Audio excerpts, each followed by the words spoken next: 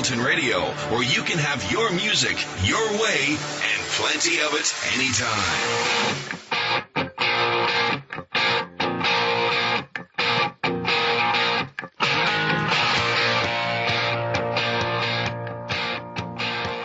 All right, welcome today, and it's a good day. It's kind of a little thundering outside. There's going to be a big storm coming through, but we're working on it.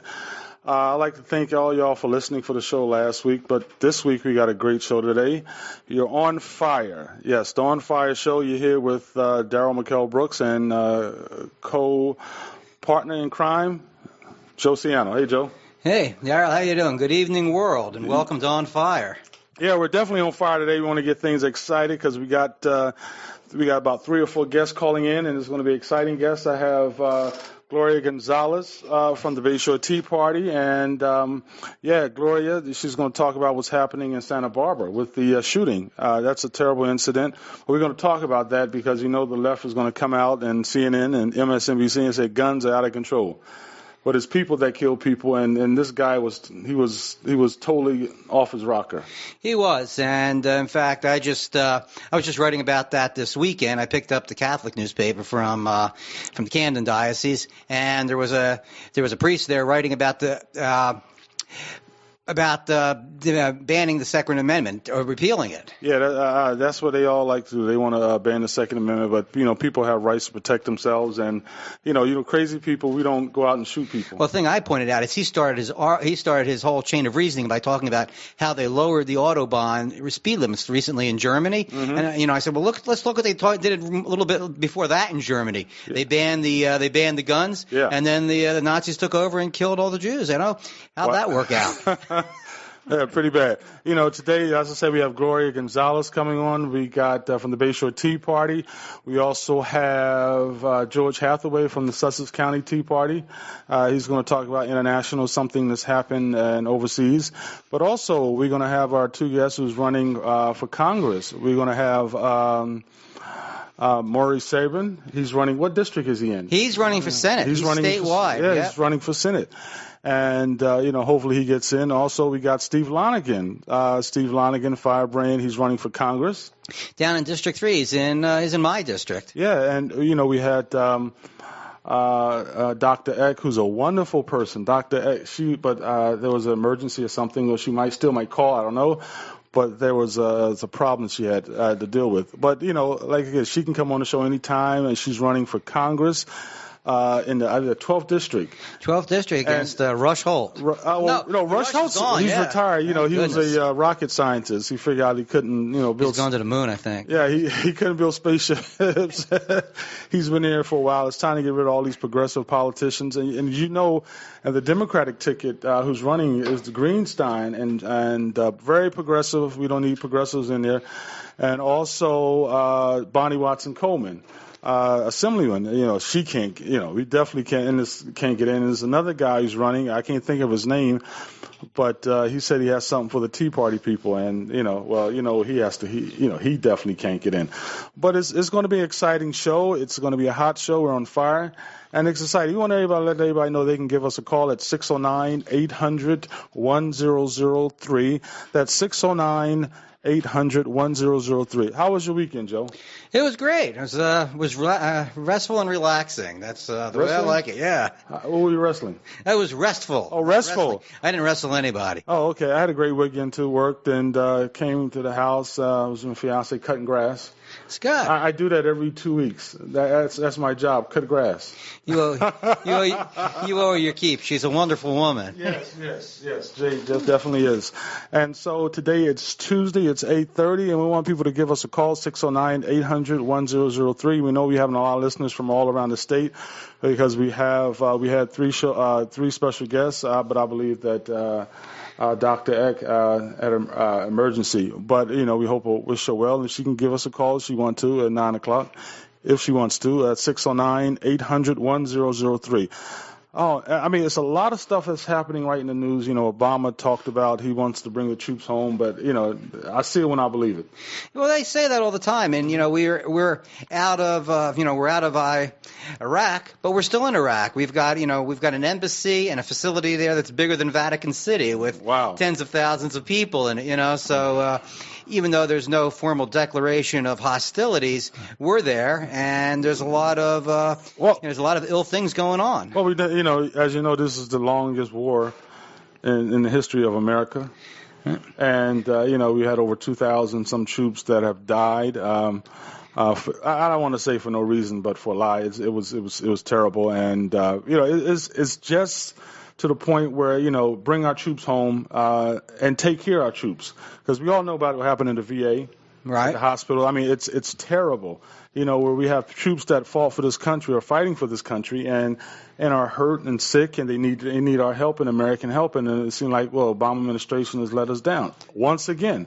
If it's not Benghazi, if it's not Obamacare, if it's not the scandals that are happening right now in America, is not with the NSA, also with the situation with the groups that are the IRS attacking Tea Party groups. I mean, it's attack on America, attack on American people. And, we're just trying to, we want America safe. We want our taxes lowered. We want our own health care. And, we want the best education. And it's terrible. It's terrible the way this government has come down on the people that are fighting for freedom and liberty. Yeah, and, the big hope with Obama, whether you agreed with his economics or not, was that there would be peace. And he hasn't brought that. And, is this the change we can believe in? Yeah, and one of the consequences, I'm still waiting for the change. Met a lady last week, the hospital down by me, Lourdes, and they have a new center down there. It's about a year old that treats PSTD veterans. Mm-hmm. And the stories that she was telling about these guys, they are seriously damaged goods that they have to work with. And this is, the government looks at it that they invested a lot of money into getting fighting troops, and these guys are mentally unstable. But even beyond being fighting troops, how do they live lives? Their marriages go to pot. Their relationships break up. And this is something that some of the the wages of war that we don't even see, and it'll probably be cropping up for years to come, and the government is giving them no funding to help this. So that's it's terrible. I mean, I use that word a lot, terribly, because, we're out there fighting for freedom and liberty, and our troops are coming home not getting what they need. If any troops who are interested in giving us a call, you can call us at 609-800-1003. It's important that, that we take care of our citizens. And if we can't take care of our citizens and we send them off the war, they come back, they need our help.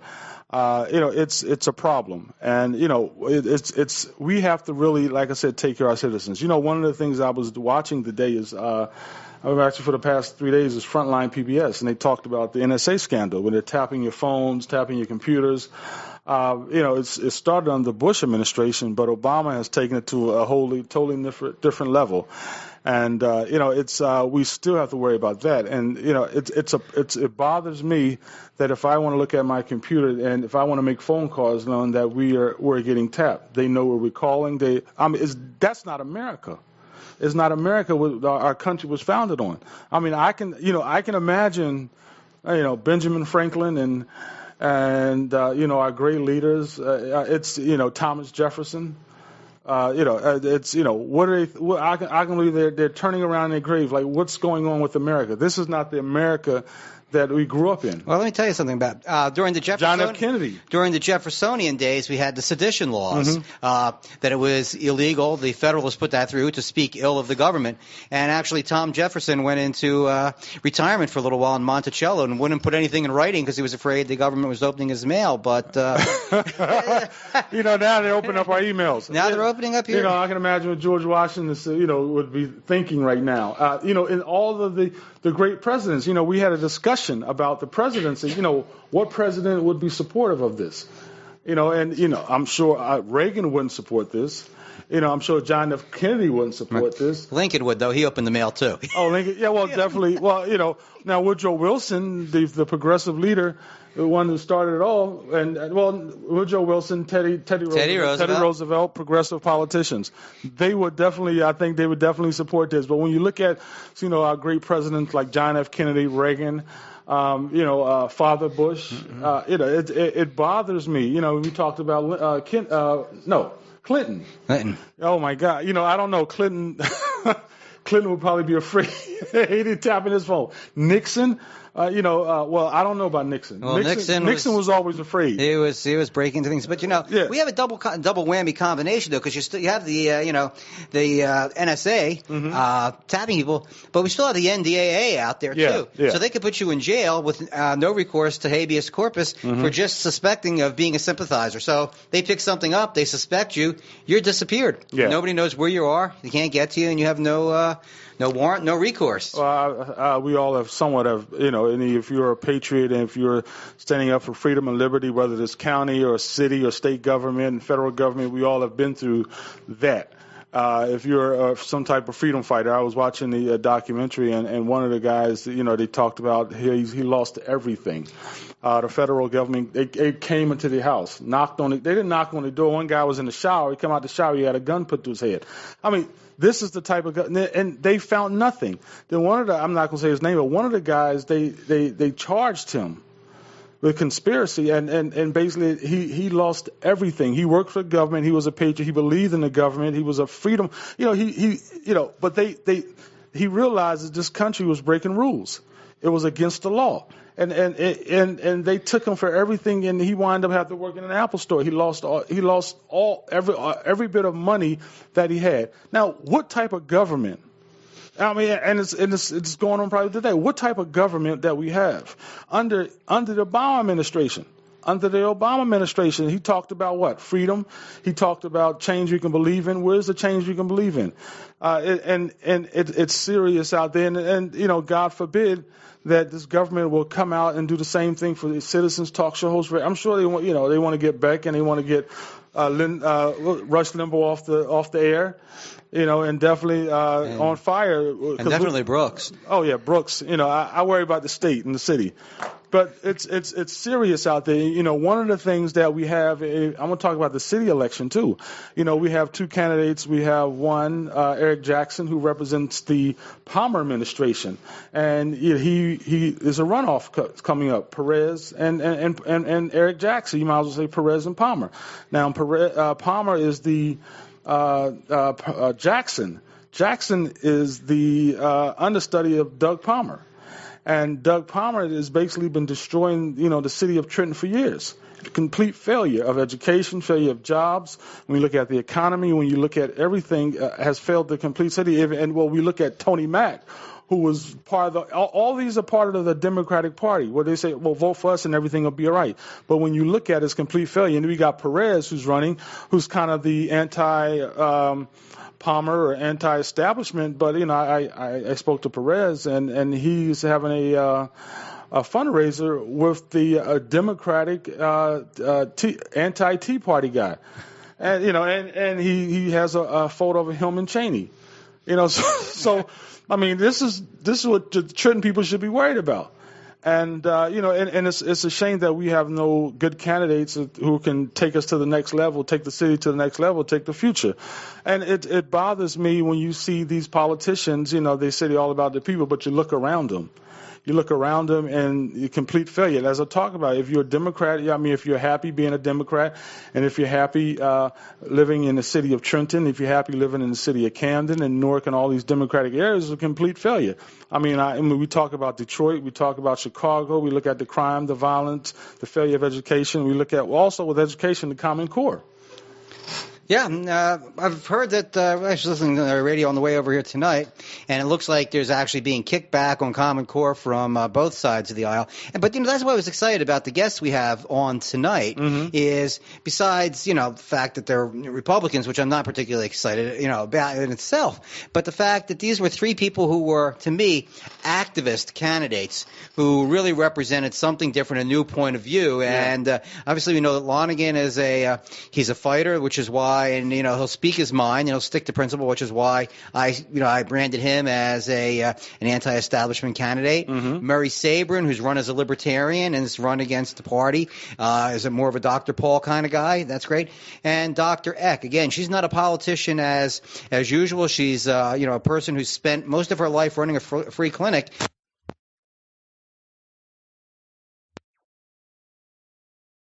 She resolves her issues and is able to, to call in because I think she has really something exceptional to offer.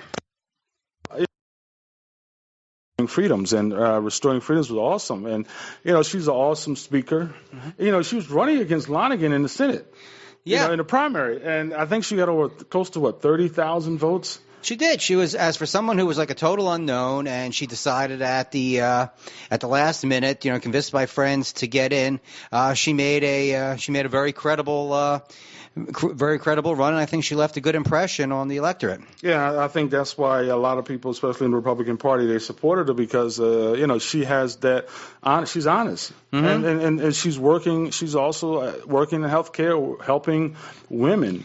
And, women that basically can't afford health care. But, she is an exciting candidate, and she's someone, you can trust. Right. She's not going to lie to the people, and she's going to be very supportive of the people. And, I definitely would support 110% because, we need someone in that district. And we need someone to go to Washington who we can trust.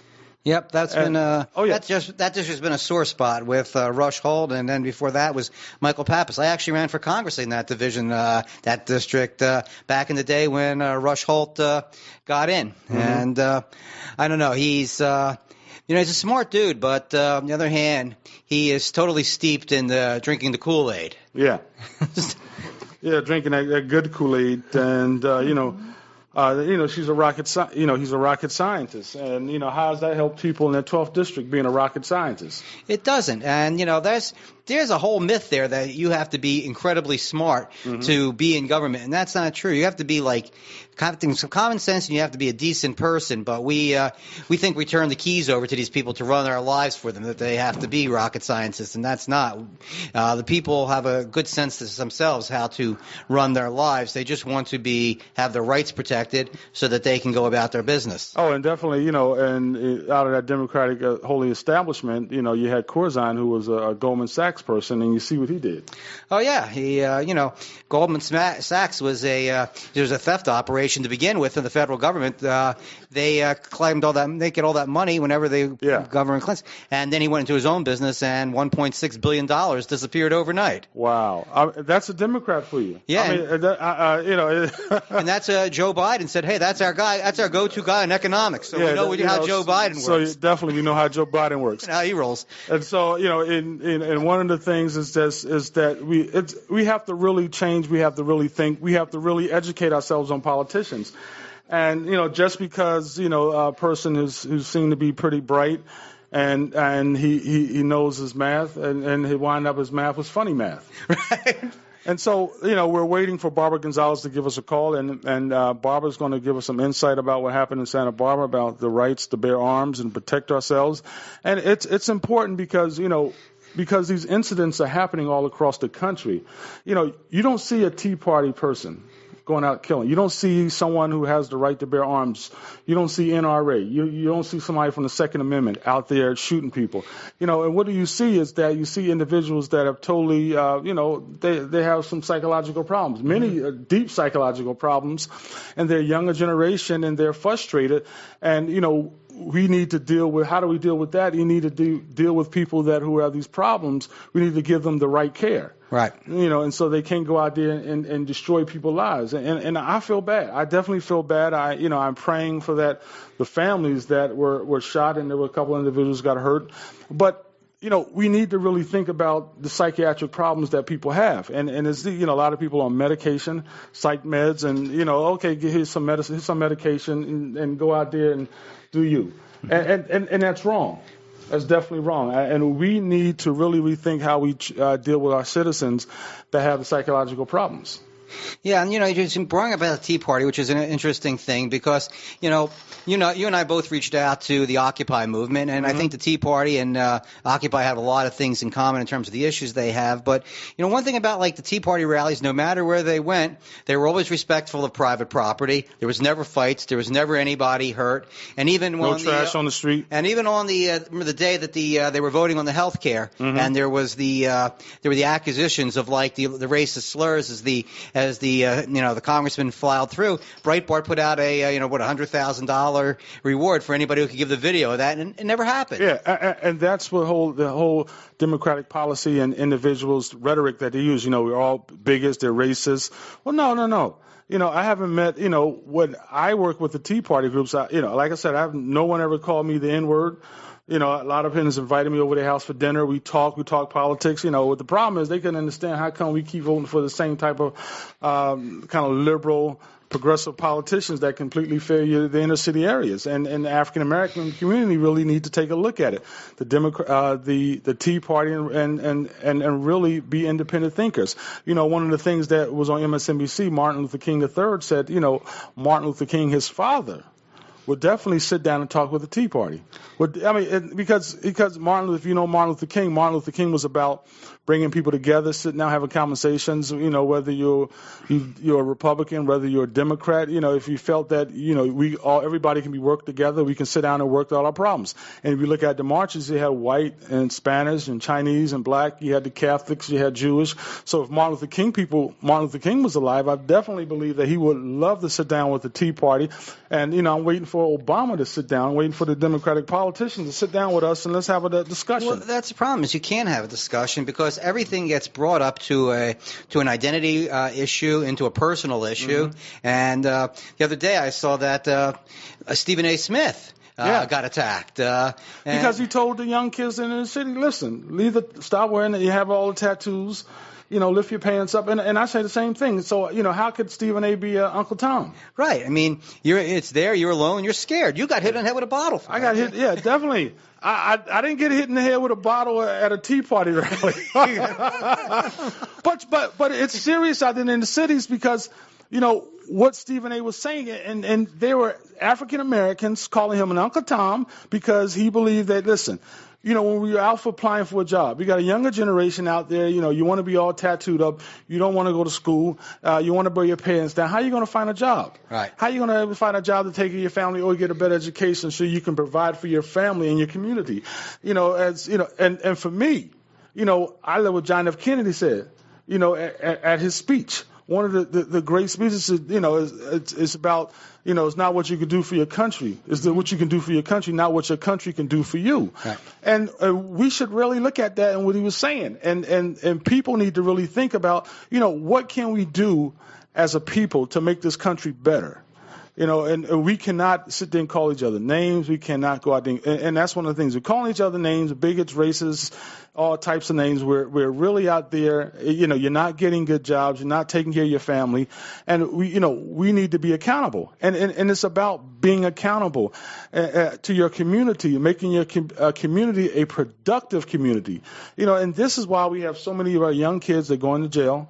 We have so many of our young kids who are going to college, dropping out of college, and they're not taking the right majors. And one of the things is also serious that what do we really know about their government?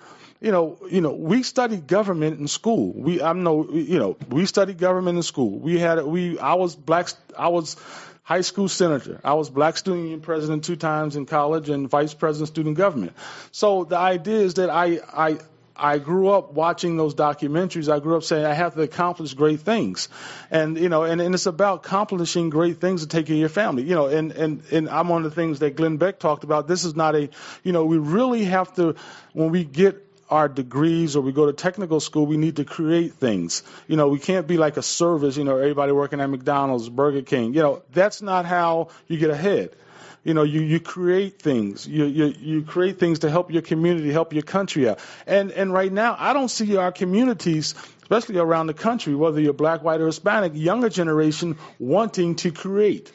No. They rather work at a mall, fast food. Right. Well, that's basically what moves the world forward is the creation of things. Mm-hmm. It's not the creation of money, mm-hmm. which the Fed does every day. And a pile of money is worth nothing. It's basically wealth of a country, of a nation, is the goods that it produces. And those people who are the best goods producers are the people who are pleasing consumers the most, and they're benefiting. People have to understand that. Mm-hmm. They think that everything is that everybody who's rich is a ripoff. There are some who are, and that's we talk about that in the crony capitalism and all that going on.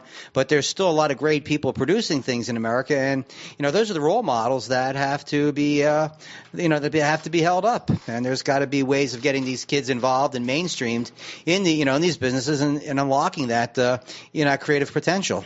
Yeah, and it bothers me, when I see these young kids, whether they're black or white or Hispanic, they're going up in inner city suburbs. They're angry. Mm-hmm. They're becoming more violent than ever before, and they're hopeless. They're hopeless. They have that look. Well, all about a video game, all about playing on internet, right. Basketball games. I mean, there's things that they, not understanding about life and how you should grow up and accomplish some great things. My son has he plays video games all that. I said, son, you can't he's 16 years old. He just turned 16. And I said, you can't just play video games. You got to go out there. And then he said, well, Dad, you're right. He said he wants to make video games. And I was excited. I was definitely excited about that. My son Najee, he's 16 years old. He said he wants to, create and make video games. Right. And we sat down and talked. I remember him and a young kid, and they're in Glassboro. They're saying, well, we want to help you out on your campaign. Why didn't you win? Because you do this. And I was excited to hear that at the time they were like 15 years old, him and his best friend wanting to know how can they help on the campaign and how can I run for office and how can they run for office eventually. Now, that's exciting, Joe. I mean, but we need more of our young children to think like that. Stop watching the foolish television shows, stop playing all the video games, and think about the future. And, what can you do for this country? Right. What can I do for the guy across the street that he's going to be happy with? He's going to pay me for the people around the block, and that's where it starts. Is creating for people, serving people, and then turning that into not just a service but a profitable enterprise. Yeah. One of the things I'm excited about, like I said, we have Steve Lonegan coming on, and we have Mayor Sabrin, and we have Gloria Gonzalez, who will be calling in a few seconds.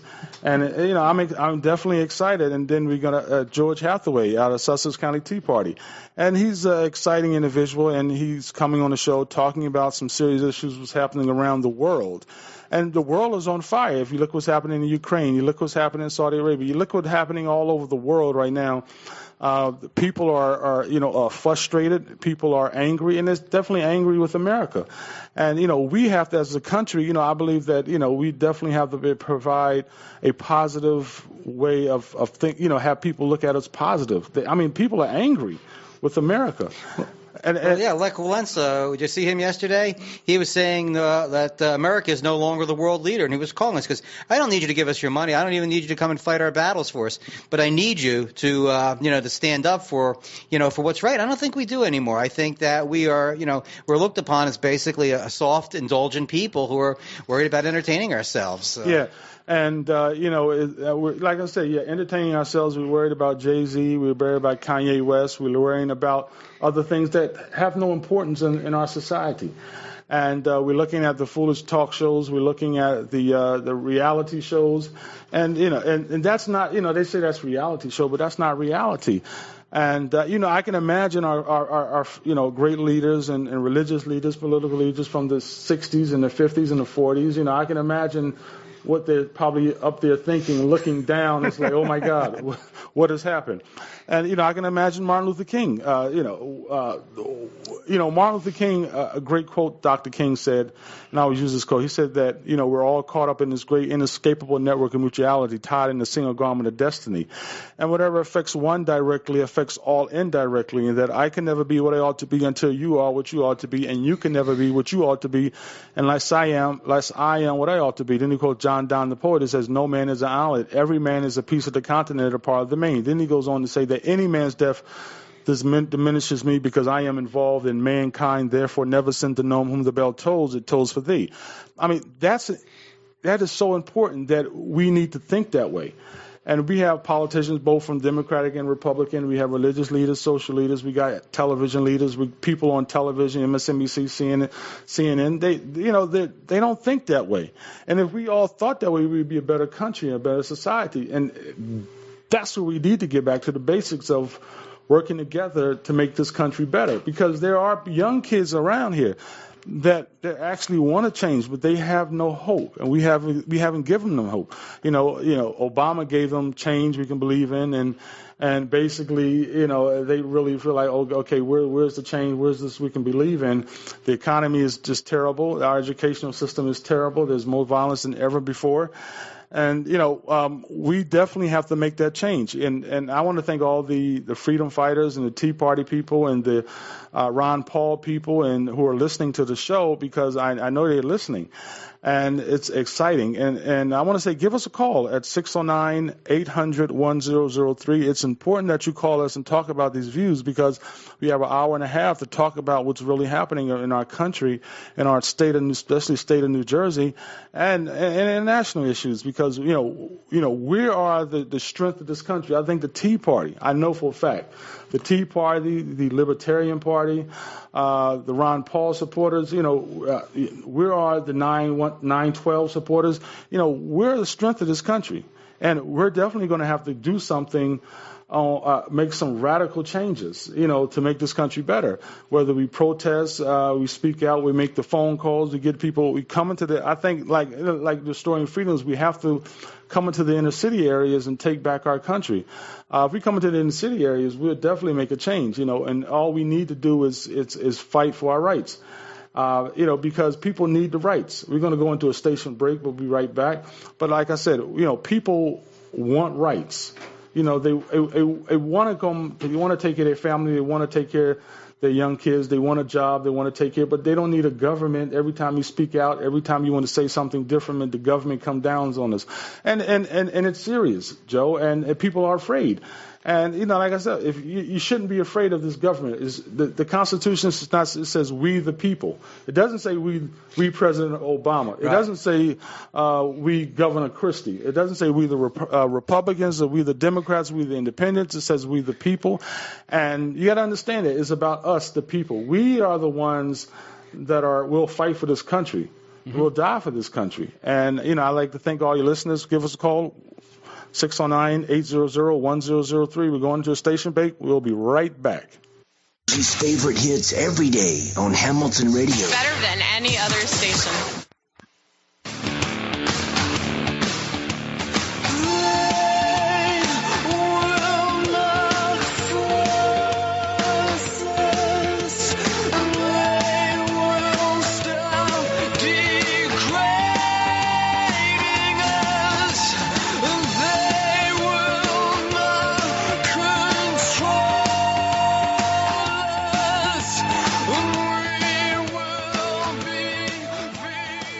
Welcome back to OnFire, and you're here with Darryl McKell Brooks, and you're here with co-host Joe Ciano. You got a Jefferson quote. Yeah, I just wanted to close what you were talking about fearing the government. This is from Thomas Jefferson. It goes, when governments fear the people, there is liberty. But when the people fear the government, there is tyranny, and that's where we're heading. Yeah, we're tyranny right now. I have one of the ladies who's been fighting for years with the Bayshore Tea Party. Hello, Barbara. Hello, Darryl. Yeah, I'm fighting. They call me the Rhino Hunter. The Rhino Hunter. Wow. Fighting tyranny from all sides. Yeah, I mean, that's awesome what you're doing, and it's. We need patriots who are definitely like you, who are fighting rhinos, and we got a hippo in New Jersey, but he's still rhino. Hungry oh, hippo. My goodness. But like I said, we're independent. Sure do, and I have some interesting conversations on Facebook with some people, but they just don't. I don't know. They don't want. They just totally don't see it the same way we do, and I don't think they ever will. Yeah. So we were talking about earlier about Santa Barbara, and I mean, it's a shame that what has happened. And I said earlier is that you're sure you're going to see CNN and MSNBC talking about it's time to take our guns off the street, take our guns from people's homes. What do you think about that? What do I think about it? Well, let's put it this way. That kid in California that recently just did that shooting and the stabbing, and he used I think a knife, his car, a gun. His father. Now I was thinking about this myself, and then I heard Rush Limbaugh talking about it. I said, yeah, I thought of the same thing. His father is, I think, like a co-director of that movie, The Hunger Games. And, they want to blame the NRA, and they want to blame, people who own guns and the government for not taking away our guns. But when you think about it, you've got this, this kid's father, which I don't begrudge him this. I mean, people should be able to make any kind of movies they want. But they make movies about teenagers and killing other teenagers as a game. Well, it's not a sport. I know it's like a sport-type show, but that's what the whole show is based on. You know, how to kill the other guy to win. And then these people, the hypocrites that they are, will turn around and say, you know, blame the NRA and you know, law-abiding people who own firearms, who don't do anything wrong with them. Yeah, and incredible. And you know, one of the I was watching also, I think it was Fox News and also CNN.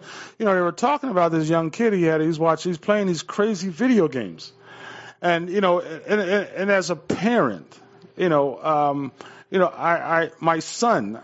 He's 16 years old, and you know I would not even allow him to watch any of these crazy video games that talking about killing, and killing each other, selling drugs. I mean, they have all types of crazy games out there. And this guy, he believed that he was I guarantee he was believing that he was playing a game in his mind. And you know, he did a recording on I think YouTube, and it shows about the disturbance of these younger generation and what they really believe in. And you know, and it's like that around the country. When you look in these young kids' eyes, they're angry, and so they're you know, some of these kids, a lot of these kids are bipolar. They're angry, and they're going out and using the gun. And I was saying is that, you know, you don't see anybody, no Tea Party, you don't see NRA, you don't see Second Amendment individuals going out there doing mass killings or doing any kind of killings themselves. You know, they always protecting themselves where they have the right to protect themselves. In Hollywood, you know, goes on. You know what, Darryl? You can't tell me that a parent doesn't know when there's something off about their child.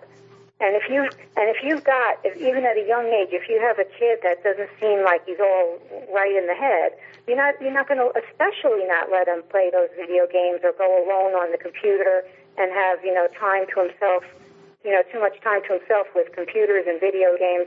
I mean, look, I don't believe in censoring the video games. I think it's a parent's responsibility, and I think you agree with me. Probably everyone listening to your show, you know, we agree with that it's, you know, a parent's responsibility. But you know what? If it is your responsibility, then you can't blame everybody else when your kid goes out and does something like this. Yeah, and you know, going back to responsibility, I mean, you see a lot of these, you know, even with, you know, you talking about guns, but you see a lot of these kids, what Stephen Jackson was saying, you know, these young kids, you know, they're all tattoos all around their neck, around their arms, and their pants are hanging down, and they're talking, you know, the kind of inner city or that just generation language, and yo, what's up? Hey, how you doing? What the F? And you know, any kind of that crazy, or I guess urban slang, and you wind up your kids can't get a job, and these kids actually think that you know, they deserve a job, but they haven't accomplished anything yet, or they haven't done enough to say, listen, you know, I'm educated, I'm a better person, I'm help society, and I want to get a job, take care of myself and my family. And we have a younger generation that are totally out of control. Yeah, and I again think that it's a parent's responsibility. If you see things that you don't like that your kid is doing, you don't have to feel like, you know, well, that's the way it is, you know, because I don't think it's the responsibility of. Well, I do, actually. I mean, like someone like Beyonce, that whole thing, you know, with young girls are looking up to someone like her, or what's that other girl, that's Miley Cyrus. You know, little young girls are looking up to a girl like that. You know, I don't think it's good for her to be doing that. And then again, parents shouldn't let their kids go to those kind of shows. Right. Well, I think then you expect your kid to come out and you know, that's what they're going to think is that's the way to act. You know, yeah. It's just cool to act this way, or it's okay to act promiscuous all the time. So, you know, whereas on one hand, I don't believe in censorship, but that these people are all hypocrites too, to the you know, nth degree. I mean, they're extreme hypocrites. You had all the celebrities doing all these, you know, shows and movies about shooting, and they're shooting guns all over the place. They're killing people all over the place. They want to make their money for you to go see their shows, their movies. But as soon as someone kills their videos, and then they're the first ones to tell you that, you know, oh, we should take everybody's gun away. Yes. As soon as as a shooting, it's guns. It's the gun problem. It's a gun problem. Where's the guy from CNN? He's gone now, right? Piers Morgan. Piers Morgan. Yeah, they packed him up. Packed. He's back in England somewhere. Piers Morgan. You know, I can. Yeah, we cased him. Yeah. You know, Piers Morgan would love this right about now.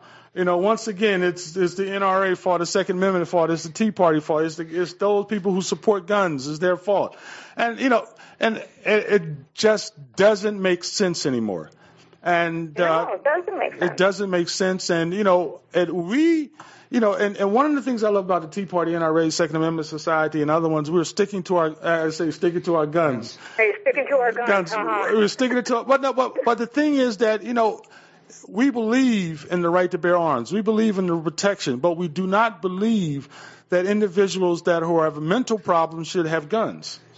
We believe that people, if you're going to have a gun, okay, well, register the gun and do a psych eval. But once again, it's our fault that things are happening, and it's serious out there. But we're fighting, and it's important that we, like I said, we stick to our guns. I mean, both we keep our guns and we stick to what we believe in. Well, the other thing I wanted to here's the thing, Darryl. If you want to do that, now of course I agree with you, but this kid in California may have been able to pass a psych test with flying colors. So at what point do you say this person is not, should not have a gun? I mean, from what I understand, the police spoke to him. I don't know how, true this whole story is, but the police spoke to him and said he was a really nice kid, a polite kid. So if you walked into, to you and said, listen, I want to buy a gun, you would say, well, he looks like a clean-cut kid. He looks nice. He doesn't look like he's not looking weird at me or anything. Where do you draw a line? Where do you, how would you evaluate someone as being, not stable and not being able to own a gun?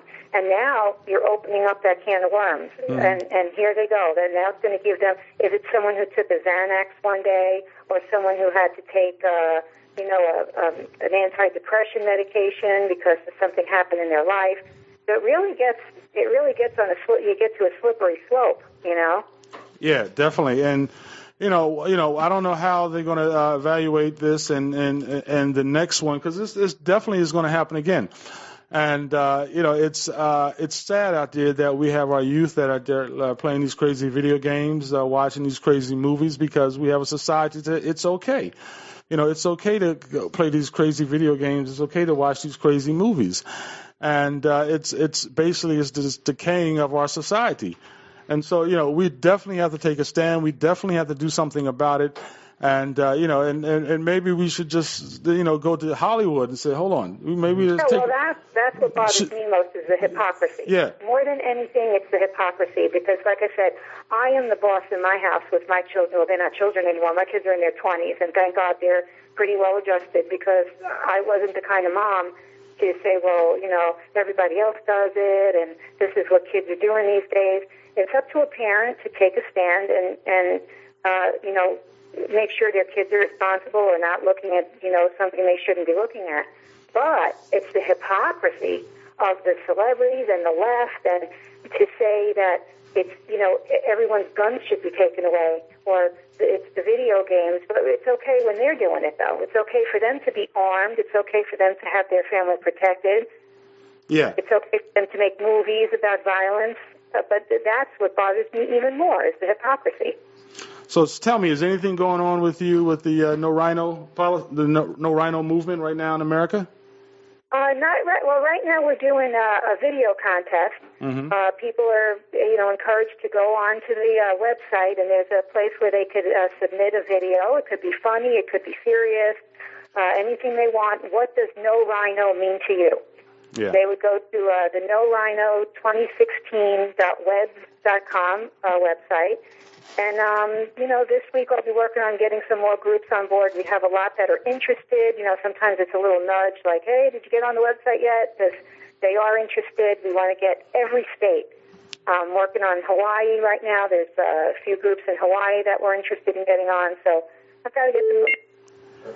Oh, okay. But the contest should be fun. I hope people do submit something. It should be fun. There's going to be a winner that will get on the website. Their video will get on the website, and they'll get a book as a gift called, what's the name of it? Now I'm going to forget the name of the book.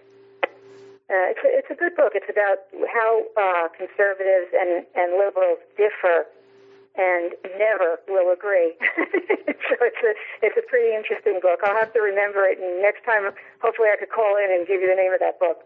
Well, can we do a no hippo movement too, or no? It's Predisposed. Predisposed. I'm sorry. That was the name of the book. Oh, Predisposed. Okay, well, I'd like to thank you for coming on and talking about some of these issues that's happening around the state and around the country. Maybe we can do a no. Yes? I'm right here. Thank you for having me on, Daryl. It's a pleasure. Anytime, it's a pleasure. It's great. It's great, and good luck with your show. All right. Thank you. Take care. Okay, God bless. We'll be right back. We're planning to do some great things. I got Mr. George Hathaway is calling in. He is an exciting person from around the state. He's going to talk about some international news. I want to ask you to go to the website, onfireshow.blogspot.com. We're definitely, we need donations to help pay for the show. So go to the website, onfireshow.blogspot.com. You can go to the donation button. And this show is all about a freedom fighting and Tea Party and libertarian parties and independent thinkers that want to change the society. We really want to change the society, making it better for the people. And it was all about making a change and making things better for the people and who support freedom. This is a freedom show, people. And I want to thank all the listeners for calling in. I'd like to thank Barbara Gonzalez for calling in. And she is a great patriot out of Bayshore. And like I said, we'll be right back with a station break. Give us a call.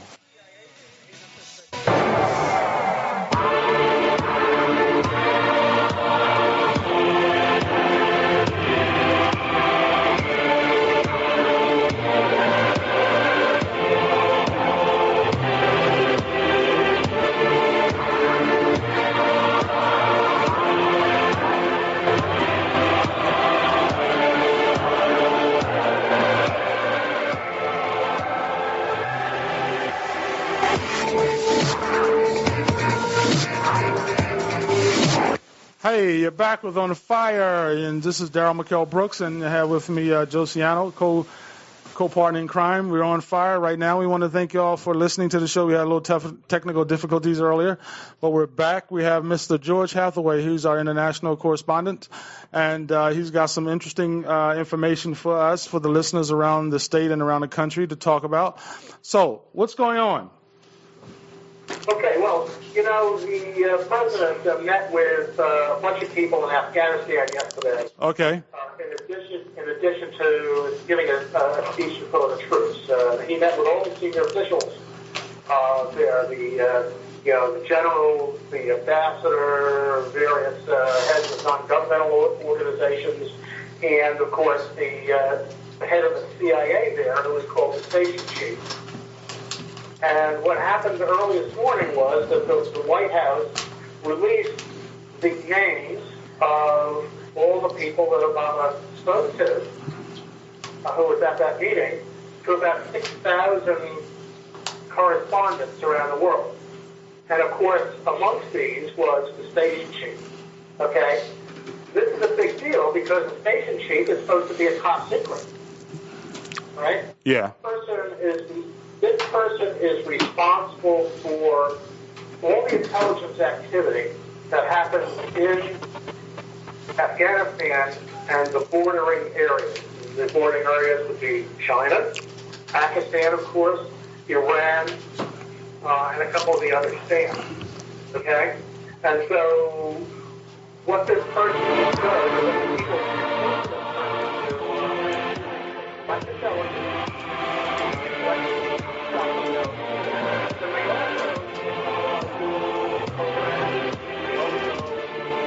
kinds of things that you see in the spy films, the James Bond stuff, doing sabotage, doing assassinations, doing stuff that the military doesn't want to do.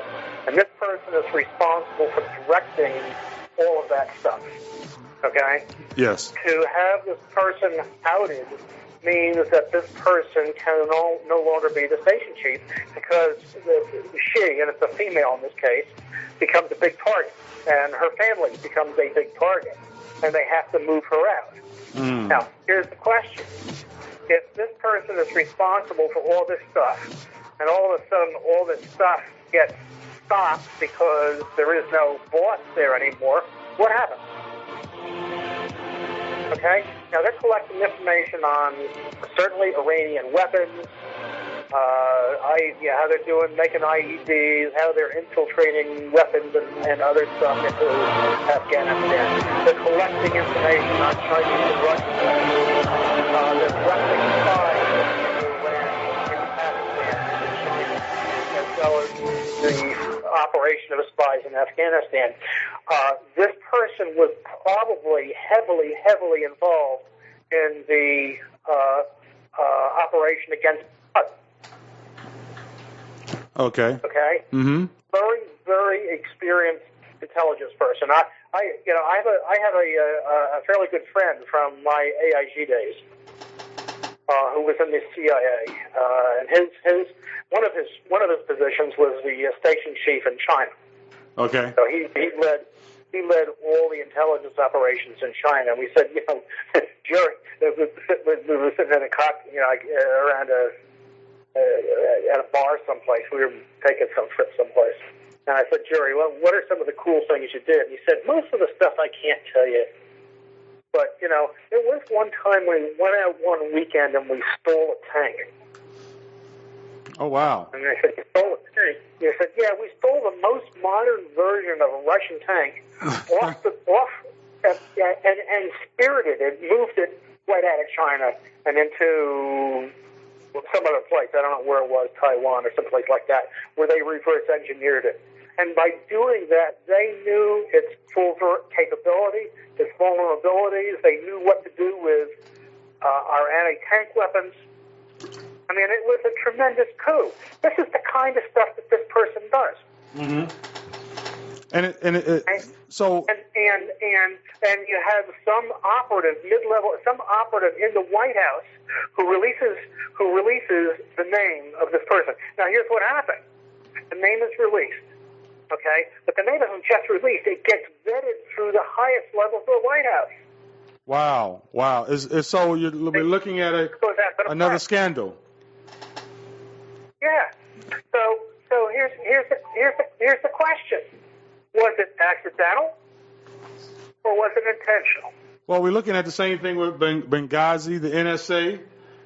You want to look at the IRS. I mean, it's scandalous things are coming out of this Obama's administration, and go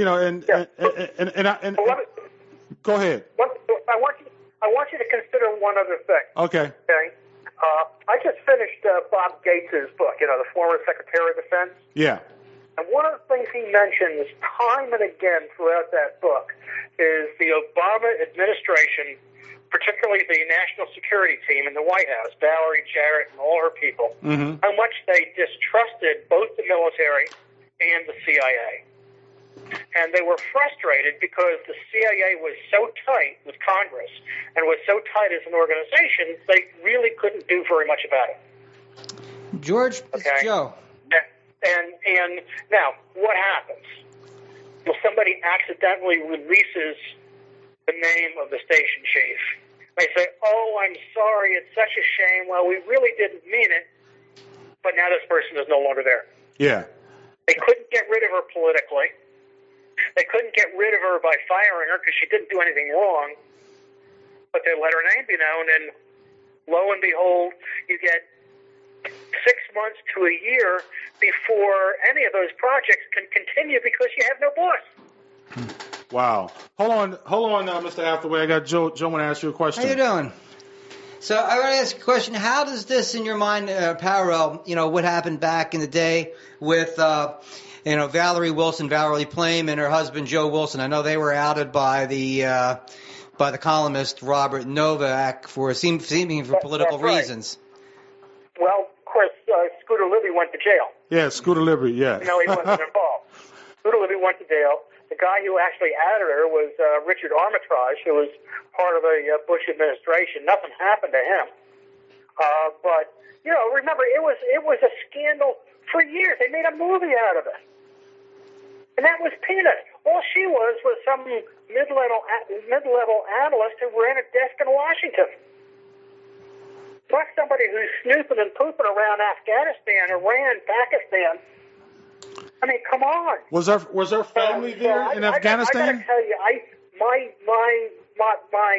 antennae come up, and I say, I think it may have been more than an accident. Yeah, and was her family in Afghanistan too, or just her? I don't know. My guess is her family was back in the United States. Mm-hmm. Her family's in jeopardy. Yeah. Family's in jeopardy. I mean, how many Taliban agents do you think are working here in the United States? Yeah, definitely.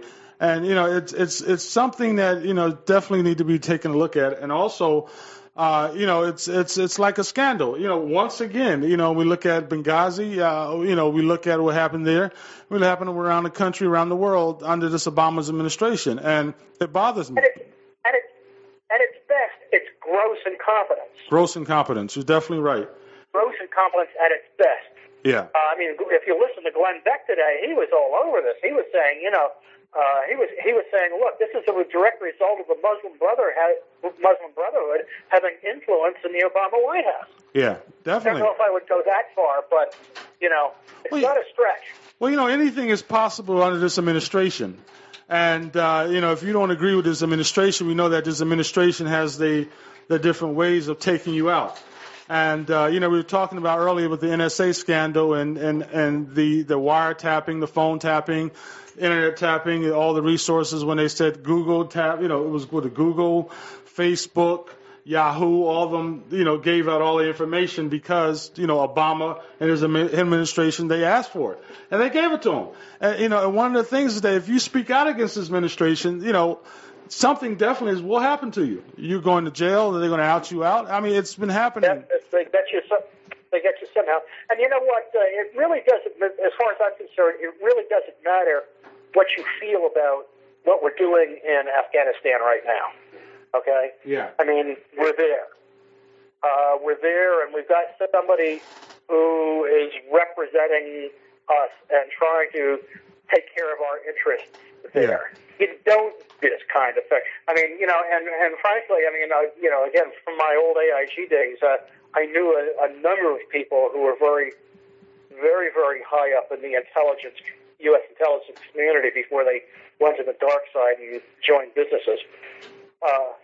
And to a person, they were total patriots and totally dedicated to preserving and protecting the Constitution and following the direction of the president. My guess is at this point, you're getting to a point, and particularly with this kind of thing, you're getting to a point where you've got a CIA who is really not dedicated to doing what the president needs to be done, which is probably good, but you don't want them to go rogue either. Has anybody in the Obama administration came out and spoke about this issue? Well, some mid-level bureaucrat, somebody who worked for Jay Carney came out and said, we're sorry, and we're going to investigate it. So she has to leave. So she has to leave. We're going to investigate it, and we'll let you know. Yeah. So right now you're saying that she has to basically leave Afghanistan. Yeah. Yeah. And yeah. It's serious because, she's over there protecting our interests and we're outing her. And, I just don't look at it's gross incompetence, but I just don't look at this administration as saying, okay, well, she's done a good job and we're just going to, we're not going to out her. We just, no, something had to happen. It's when under this administration, we know that politics, and if you don't do what we say and we don't, that's the whole type of progressive thinking. That's right. It's a way to get rid of her. Yeah, a way to get rid of. It's like Christie closing down a bridge. And if you don't agree with us, we got a way to get you out. And that's the whole political thinking. Yeah, we got ways. Yeah. So have you heard anything, one of the things that I wanted to talk to you about also, have you heard anything about who's going to talk about who's out there talking about running for president around the country? Have you heard any good news about that? Other than the usual suspects, I really haven't much. I mean, it's the usual things. I mean, people are saying Christie is starting to come back, and Bobby Jindal, and Governor of Wisconsin, and Jeb Bush, and I mean all of those people on the Republican side. But I haven't heard any really new names. I don't know if you guys, Joe or Daryl, whether you've heard any new names or not. Well, all has been talking about is Hillary Clinton's new book, and her running for president. She's going to be the Democratic nomination, and it's like, oh my God, another hawk. We don't need a hawk for president.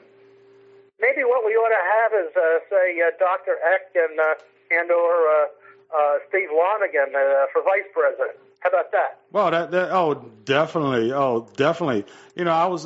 would love to see, Dr. Eck. First I'd like to see Dr. Eck in Congress, but also I would love to see her, she could be a great governor. I think she would. I mean, frankly, I think she needs to be vetted a little bit more with respect to her administrative experience as far as governor, vice president. But, I mean, that's the way I feel about Dr. Carson as well. I think he's a great man, but I'd like to see him as vice president. Oh, yeah, because we move him up and he does a good job, then move him up to president. Yeah, first of all, we need someone we can trust and who's about freedom and liberty and who understands how we think. We're not all, like they like to say, we're, especially the Democrats and the liberal machine that, all the Tea Party or conservatives or, independent thinkers, we're all crazy. We don't belong in the White House. We don't belong in Congress. We're turn this country around and take it back. And, take this country back to somewhere, I wonder where we're trying to take the country back. I mean, we're trying to move forward to make this country not the progressive forwardness or democratic forward, but make this country back to freedom and liberty. We want to make this country a free country again. And right now, we're not free. And if you see what's happening, that's right. You see what's happening around the country. People are so angry about what's happening. And with Obamacare, with educational, with Common Core, with all the problems that we see right now in the White House with the economy, I mean, something has to happen where we have to really stand up and fight and speak out, make phone calls, have rallies, have protests, send out emails, and really rile the people up and say, listen, this is our country, too. This is definitely our country. Yep. Well, we like to think. But just to get back on the foreign thing for 1 second, there's been, according to the talk about Obama really beginning to arm the Libyan rebels. Wow. Yeah, the ones who are beheading all the Christians in Libya. Yeah, and I read about that, and once again, that's that whole the progressive thinking and foreign, how they believe. Well, we want to let you go. We have Steve Lonegan calling in, and I thank you for calling. My pleasure. I think I'll listen in myself. I'd love to hear what he has to say. Okay. God bless. Take care. Bye-bye. Bye-bye, Joe. Bye-bye. Hello. Hello. Oh. Yeah, this is Stephen Lonegan. Hey, Steve Lonegan. How are you, Steve? Welcome to OnFire. OnFire. Hey, thanks. We're excited about you coming on the show, and that you're definitely running for Congress, and we'd love to see you right down there in Washington giving them hell. We know you're a hell giver. Yeah, and I don't know if you were listening to the show, our last speaker just moved you up to vice president. Yeah, we want yeah. So it sounds like you're on. Am I on a speakerphone, or what are we? Yeah, you're definitely on speaker. It's we can hear you nice and clearly, and the audience can hear you. So you're on the air right now. You're on the air right now. Tell us about why you're running for Congress. Well, look, I'm running for Congress because the nation is clearly on the wrong path. We hear that over and over again from all kinds of politicians. But worse than that, the government is reaching into every corner of our lives, taking over our education of our children, our health care, our home ownership, our finances through Dodd-Frank. So the America as we've known and I grew up with is diminishing, and I need to do something about it, and that's what I intend to do in Washington. Steve, this is Joe Ciano, and if you're elected, I will be a constituent of yours. I will vote for you next Tuesday. And I'm also a county committee man down in Burlington County. And, I've never seen such pushback from the party on one of their own, people, and you're a breath of fresh air. What's up with that, and what is it? Why are they threatened by you? What's up with that, Joe, is the Republican establishment party in Burlington County are a bunch of political hacks who are part of the system. Yes. Led by the chairman who makes his money as a lobbyist. And these are people who are part of the system of government who make money off of these bad bills and all these contracts. And, this has happened over and over again over the centuries, that you get people who get control of the levels of government who basically want power and money at the expense of the freedom of others. So this is a very common situation. We see it all the time. You get a bunch of big smiley-faced people who smile in your face and stab you right in the back, and then twist the knife with a brutal turn. They're the look. One thing you learn early on in life is con artists are the ones you least expect. And in politics, you got to watch out these guys with the big smiles and the big intentions, because they're the ones that'll take away your liberty just as soon as look at you. And so, the big party bosses who get all these people on board and schmooze them and say, just follow our lead, do what we tell you, those are the people who are the real lemmings, the people that follow those guys. But there are those up on the ground who kick back constantly, have fought against the odds for liberty, and that's where we're coming from. Mm-hmm. See, Mr. Lonegan, tell us about the history of you. And, to many people who may not know who you are, tell us about yourself. Well, listen, I grew up in Bergen County, New Jersey. My dad was a Korean War vet. My mom was a PTA president, Boy Scout leader, ambulance corps volunteer, that good old-fashioned sort of, blue-collar grassroots. My dad passed away when I was a kid, so my mom ended up being a single mom, raising two boys as young kids and as teenagers into manhood, did very, very well for herself, got up, went back to work right after my dad died, started a career, ended up being very successful. She is actually the secretary to the president of St. Vincent's Hospital in Manhattan for some 30 years by the time she retired. So I know a lot about Catholic charity care, and my mom worked for the Archdiocese of New York City and for nuns for her whole career. So, I have a set of values that are rooted in conservative principles that go back to everything from being a Boy Scout leader, a Korean War vet, to working for the Archdiocese, to, never taking a welfare check. And it was very interesting because even after what we went through, I never heard an utterance from my mother about doing anything except going to work. And now, I have a mom in a nursing home who's done well for herself. She's made sure she took care of herself so she wouldn't be a burden on her kids. And I'm fighting with the VA today, as we speak, to get her $800 a month entitlement benefit that she's entitled to from my dad being a wounded Korean War veteran. Mm-hmm. And here we are fighting the VA every day for a year for $800 a month. But, some illegal alien comes into the country from Mexico, has a baby, and 48 hours later gets every benefit under the sun. I mean, this is what America's become. And I intend to make a difference when it comes to these issues in Washington.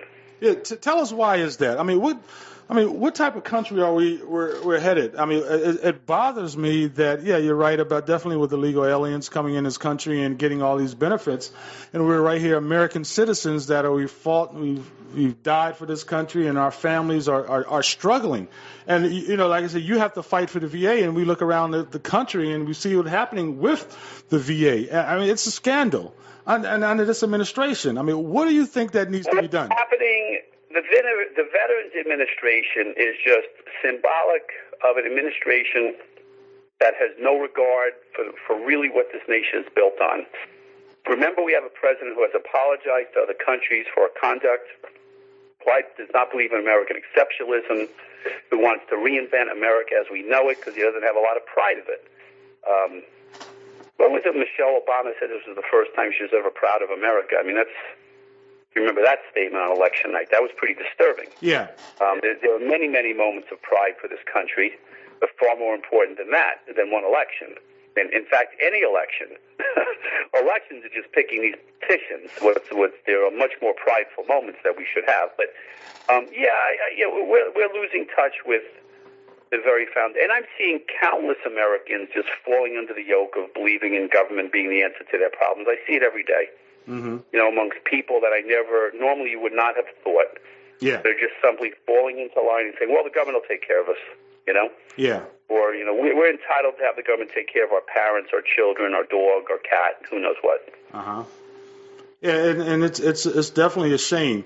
You're in, District 3, you're running for Congress? District 3, yeah. Steve, could you talk a little bit about, I know that the Congress isn't involved in, or the House of Representatives directly involved in foreign affairs, but your thoughts on the surveillance state that exists and, what America's rightful role in the world is now and the role of our armed forces? Well, we're certainly not the police force for the rest of the world. The role of the military is to defend America's borders, America's people, and our interests against foreign invasion and foreign attack. We're not the police force for the world. We got the United Nations who likes to interfere in how we govern our country, but we're supposed to prop them up and provide them the troops. We fund NATO. We're the major funding of NATO. No, not many people know that we are the major funder of NATO. And I don't think we should be funding NATO at all. Let the Europeans and their wealthy little socialist countries fund NATO themselves. But we provide more than half of the funding to NATO and the rest of the world. And it's burdened our debt, our budget, our military spending. We have a defense budget that's bloated, no matter what anybody says. And I've been attacked on this. We have a defense budget that's bloated because we throw money all over the place, all around the world. We need to focus on spending our money on our defense bases, such as the Joint Base McGuire-Dix-Lakehurst, which is the model for the best possible military base you could ask for. It's concise, it's efficient. We have an army that can be deployed to the Air Force immediately in adjoining bases. It's years ago when they set up the BRAC Commission, this was the model for what we wanted. So I totally support the Joint Base MDL and keeping it as up to date as possible, but I do not support funding bases in countries where they just as well slit our throats as look at us. And I don't support the fact that we should be sending troops into any issue the world ever has. We're not. I would not vote. I will not vote to send troops into any war or thing that looks like a war unless I'm willing to send my own children. That's my criteria. That's excellent. One other thing I was asking, the story about your mother was terrific. What do you see as the federal government's role in taking care, of the elderly and their retirements? The federal government's role in what? I'm sorry, in taking care of our elderly and securing their retirements or not. How do you see that work? Well, how about, here's what we should start with. How about we protect senior citizens who have saved money all their lives, put money into a savings account, and are now finding they're getting 1% interest because the federal government is destroying the value of our savings by keeping interest rates artificially low so they can continue to borrow money. People who have worked and saved all their lives are being penalized for being savers.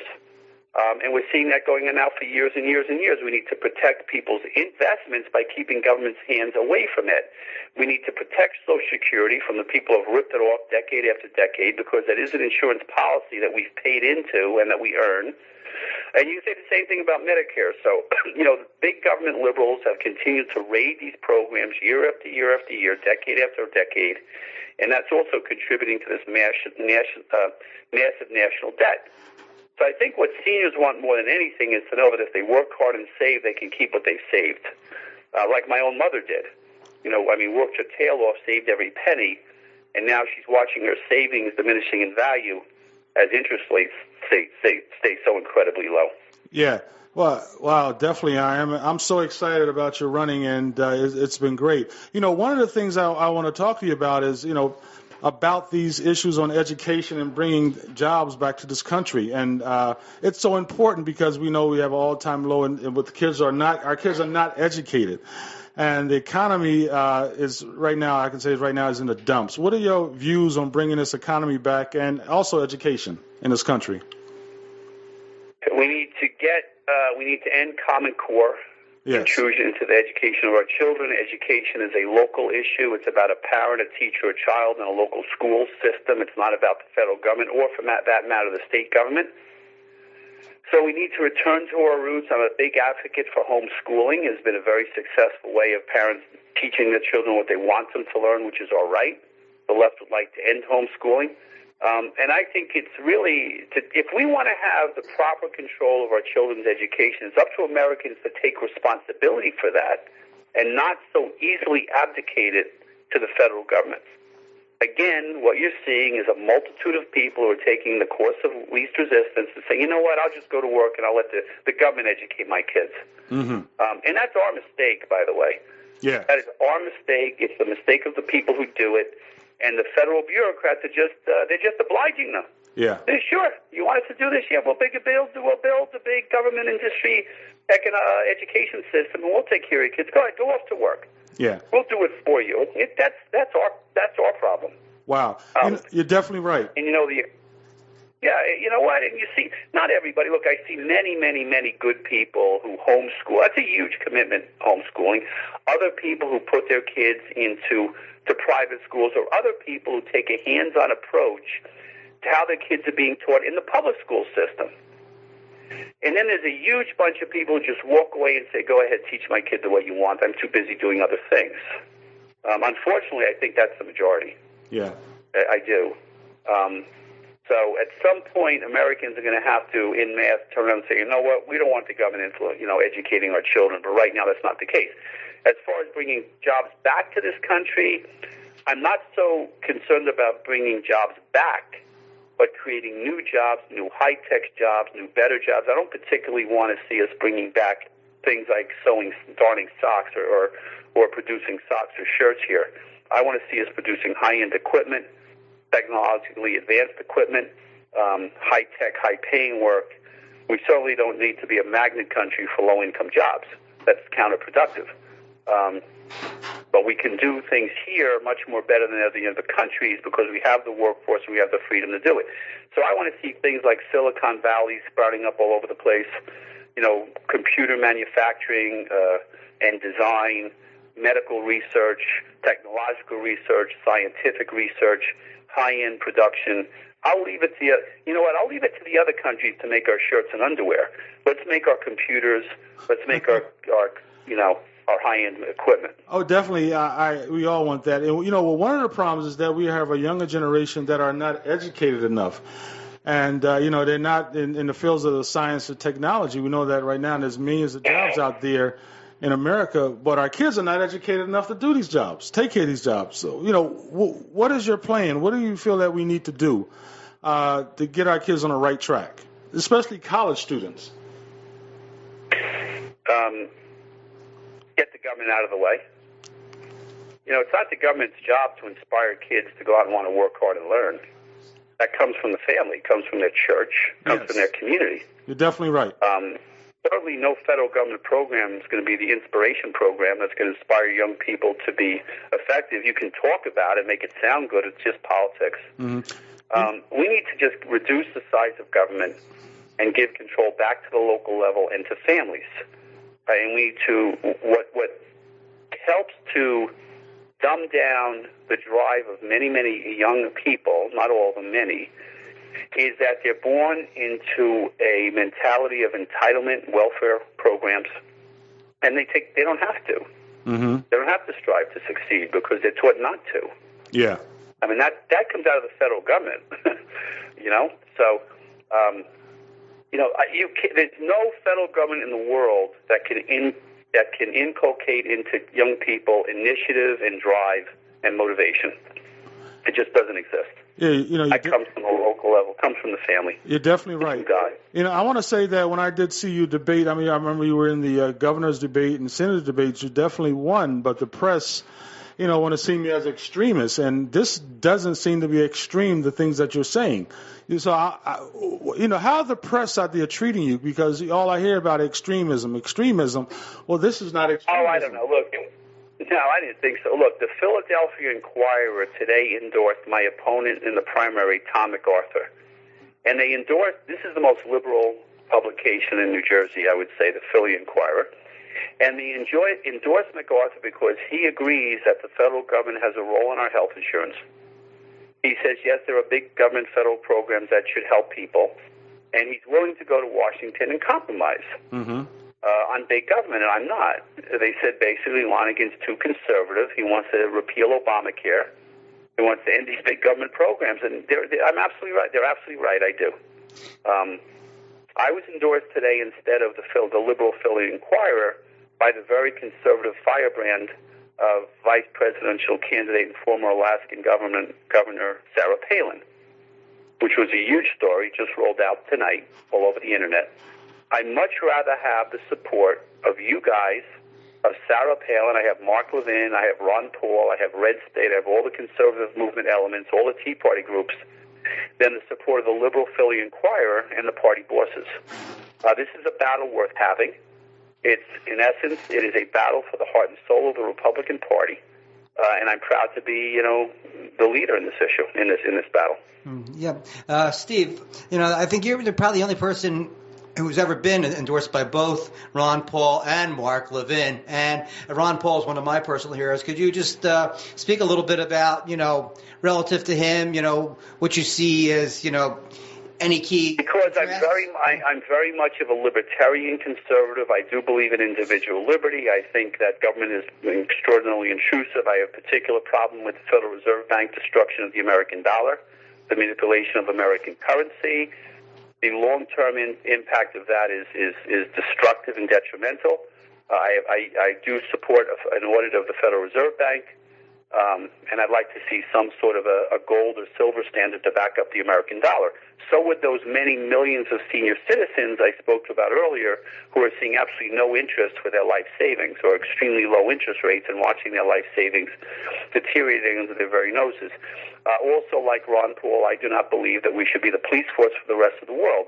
While we should have a strong military defense here at home to defend our borders and our people, we do not need to be patrolling the streets of Pakistan and Egypt and wherever else, politicians send our young people.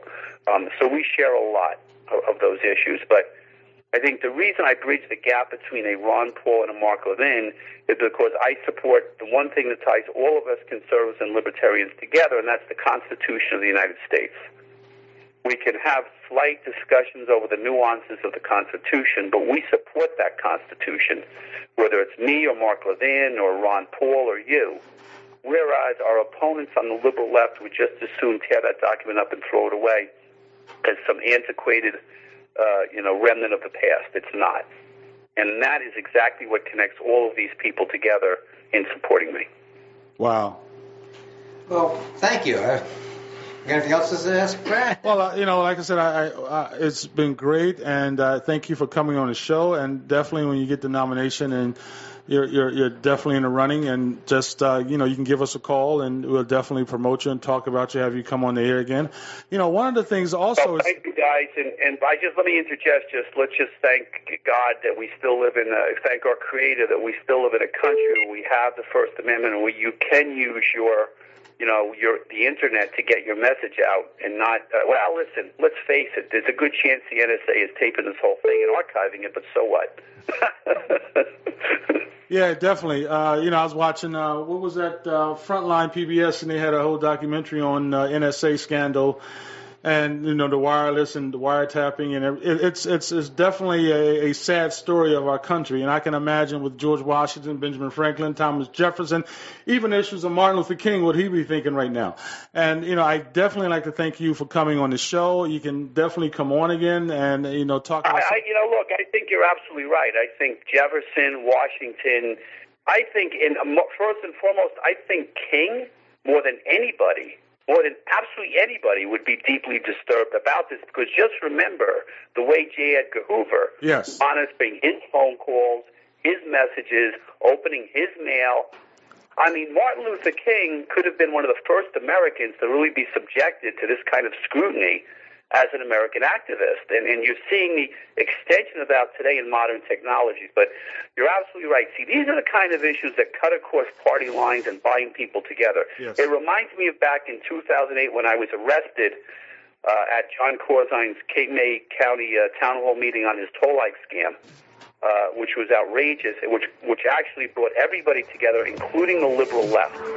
Liberal left-wing blogs supported me in that issue. And by the way, that was the beginning of the end of the Corzine administration and his toll hike plan. So when you assault our fundamental liberties, that seems to be a time when all Americans can come together, even with Democrats and liberals and conservatives. Yes, and definitely you're right on the money with that. And like I said, thank you for coming on the show. It's been an honor, and it's been a great blessing because a lot of people have heard about you, and they really want to know some things about you. I appreciate that. And especially my website is Longegan4Congress.com. So if you're listening to visit the website, donate, join in this week's Get Out the Vote effort. Okay, I definitely like to thank you. You got our support. Thank you. Take care. Okay. This is On Fire. We'll be right back. We'll be right back with Mary Sabrin. He's been calling. We'll be right back. We want to let everybody know, go to the website, onfire.blogspot.com. If you like what you hear, please give us a donation. This is your station. This is your show. On Fire. We'll be right back.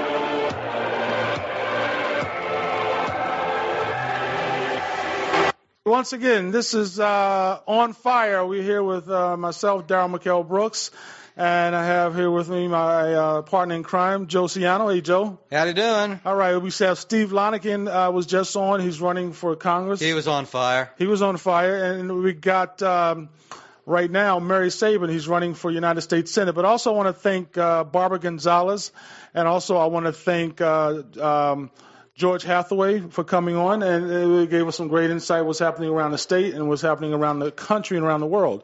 But right now, it's Mary Sabrin time. Hey, Mary, how you doing? I'm doing very well, gentlemen. Thank you for inviting me a week before the primary, and in 1 week, we will know who the U.S. Senate, Republican U.S. Senate candidate will be. Yeah, I think it's definitely your time, and the other individual, it's your time, it's Lonegan time, it's Dr. Eck's time. And, one of the things that we were excited, we talked to Neil. Neil called us up and said, you got to have Mary Sabrin on. And tell us about your candidacy. Tell us about you and who you are. Well, I'll give you the very brief version of who I am. We came to America in 1949 when I was 2. My parents were the only ones to survive the Holocaust. All their family members were killed during World War II. 1959, I became a United States citizen and swore to uphold the Constitution. 10 years later, in 1969, at age 22, I became a conservative Republican Jewish young man. I was lonelier than a Maytag repairman in New York City because all my friends were liberal Democrats, and they all believed in the Great Society. And I realized that the Great Society program was going to be a financial and social disaster for the country. And here it is 45 years later. We have tens of millions of people on food stamps, millions of people on disability, so many people unemployed. We have a federal budget that's out of control. We have a dollar that's sinking in value. Food prices are skyrocketing. The reports today is that all consumer goods are going to start to increase at a very rapid rate. And the federal government tells us there's no inflation. The Federal Reserve tells us there's no inflation. And as a finance professor for the past 29 years, I've been teaching students how to be good financial managers. And I decided to get into this race because no one from the state legislature, who I thought would step up to the plate to take on Cory Booker, decided to jump in. And I said this would be my last opportunity to do so because I have so many projects that I put on hold in order to run for the United States Senate. So I could be that voice of reason and the voice of fiscal sanity and the voice of individual liberty and making sure that the federal government adheres to the U.S. Constitution. All ideas I've been promoting for the last 45 years since I became a Republican in 1969. And I think, as you pointed out, I think this could be the year my time has come because people are embracing my message of civil liberties and free enterprise and limited government. And I think people are so frustrated with what the federal government has been doing, ordering them around, spying on them without probable cause, doing all the things that the founders warned us against why they created America, a free society where we would be sovereign, that the sanctity of the individual would be supreme, and not the federal government, and that would lead our lives peacefully in our communities without the federal government overbearing us with rules and regulations that are not consistent with free enterprise and limited government.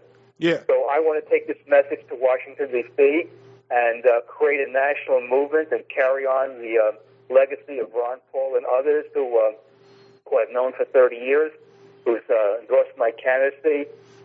And together, we in New Jersey and around the country can start beginning to restructure the federal government so it's in line with Article 1, Section 8 of the Constitution. And this is not going to happen overnight. It's going to take years and years to do it because so many people are dependent upon the federal government. Crony capitalism is running amok with all these bailouts and subsidies and grants. And so we have a lot of hard work to do. And with people like you in the media, on the Internet, I think we can create another widespread mass movement to take our country back from all special interests that have skyrocketed this federal budget to $4 trillion. Yeah, you're definitely right. And, one of the things that we had Steve Lonegan on earlier, I don't know if you heard, but, the media has labeled Steve Lonegan as an extremist. Has the media done the same to you? Well, it's kind of interesting that you're an extreme to uphold what the founders gave us as a legacy in terms of the rules and regulations that we should live by. Yeah. And this shows you how our culture has evolved into this big government, genuflecting before the federal government culture, where we have to get permission from the government to do the things that should come naturally of working and investing and saving and interacting with each other. And I first found it appalling that the America of 1959, when I became a United States citizen, is long gone. And I want to resurrect the America that I learned about as a youngster, what America is all about, and the freedoms and liberties that are guaranteed under the Constitution. And so, like I said, we have a lot of work to do, and the first step begins by winning this primary, then winning the general election, which would be, I think, a watershed event in American politics because it will be the first Republican in 42 years to win the U.S. Senate seat in New Jersey, and that would make me an instant celebrity, and it would force Cory Booker to get some real work in the marketplace instead of being a professional politician. And by serving 2 terms, because I'm going to limit myself to 2 terms in the United States Senate, I can pass the torch on to another fiscal conservative Republican, a free market limited government Republican, who then could serve hopefully 12 years. And so 24 years, we could really turn this country around. So in the 21st century, we will have an America that future generations will say, they finally did something about the encroachment of the federal government that's been building up for 100 years since the income tax in the Federal Reserve was created in 1930. Yeah, one of the things I want to talk about is I was talking earlier with me and Joe about the NSA scandal, and it's terrible when you see we have a government that's totally spying on our computers, spying on our phones, listening to our phone calls, and anytime you speak out especially about this president, we have to watch our backs. And, it's terrible how, I can imagine, like I said earlier, with Thomas Jefferson, Martin Luther King, George Washington, and all the great leaders, even John F. Kennedy, what they're thinking, are they turning around in their graves now, what they're thinking about what's happening to their America, the America that, Paul talked about the freedoms that we have. And, when you realize that we have no freedoms. Well, this is, I think, a litmus test, because anyone who says that the government needs this widespread blanket, widespread net, if you will, to reel in so-called bad guys, that's not the way police do their work. They don't stop everyone who is driving on the highway, to see if they're a bad guy. You just don't do that. Otherwise, we wouldn't have any commerce. Trucks would slow down to a crawl, and the traffic jams would be a nightmare. So you've got to present evidence to a judge to get a warrant to look into people's private activities if there's probable cause that may be up to something, whether it's a terrorist attack or a bank robbery or a cyber attack or a hacker. You have to present evidence to a judge to get a warrant. Otherwise, you're just engaging in a fishing expedition. And so that's why the founders were very clear that the Fourth Amendment means what it says, is that we should be secure in our private papers, and today it would mean our private computers and our private cell phones. That's an extension of what the founders envisioned, that we have the right to be unmolested by the government. If the government thinks that there's some wrongdoing going in the community, then the police have an obligation to get the proper permission to investigate that, and not just try to willy-nilly see what our conversations are all about. Because this is really very Orwellian, that we're living very close to a 1984 where now hackers can get into our webcam and see what we're doing in the privacy of our home. And that is really the antithesis of what America is supposed to be all about, that we're supposed to have privacy in our own homes, our own apartments, our own businesses, and this is not the America that people should be embracing. This is the America that people should be denouncing, and this way we could restore the fundamental freedom that we seem to have taken for granted, but they're slowly slipping away from us.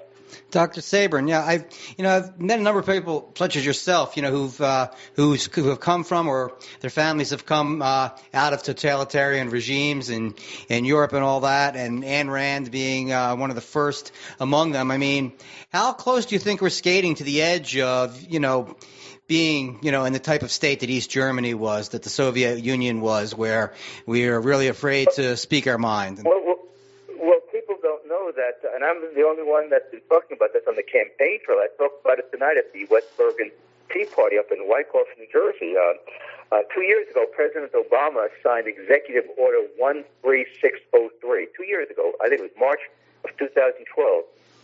If he declares a national emergency, this executive order gives the president the ability to control every aspect of the economy, from agriculture to food distribution to healthcare to energy to water to transportation.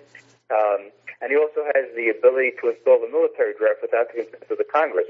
So this is very troubling, these executive orders. They've been used during our history to implement the most draconian powers of the federal government to silence critics of the government.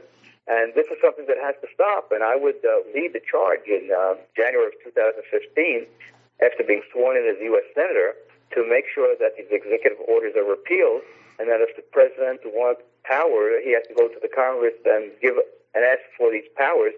And I, for one, don't see why a president would need these powers unless we're in a state of war, and there's no reason to be in a state of war, because we basically should have peaceful relations with all other nations and commerce with all, as George Washington said in his farewell address.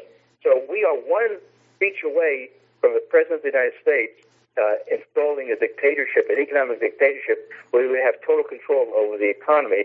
And this, again, is another example how far down the road to serfdom, as Professor Hayek predicted 7 years ago in his classic book, The Road to Serfdom, we've come because people have not been vigilant, and the members of Congress have not been true to their oath to uphold the Constitution. And this, I find, is the most devastating aspect of American society, where people are elected to high public office, Senate and the House of Representatives, and President and Vice President and the Supreme Court justices, and they've really dropped the ball for the American people by not upholding their individual rights and freedoms guaranteed under the Constitution.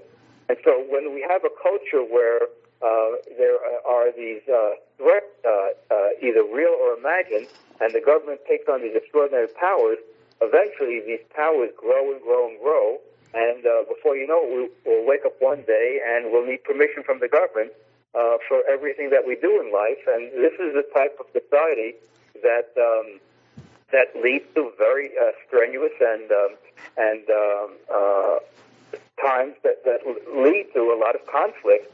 I'm not talking about armed conflict. I'm talking about a lot of conflict in terms of people marching the streets and redressing their grievances. And you just don't have a harmonious society when the government is constantly overreaching its power. And that's, I think, something that we have to stop as soon as possible. Otherwise, I think America in the next few years could be really almost like an East German economy or East German society where the government is getting informants to spy on their neighbors. And this is something that is so anathema to what America is supposed to be about that I think we just have to stand up and speak out and let the people know that we have the right to be free. That is the essence of what it is to be an American.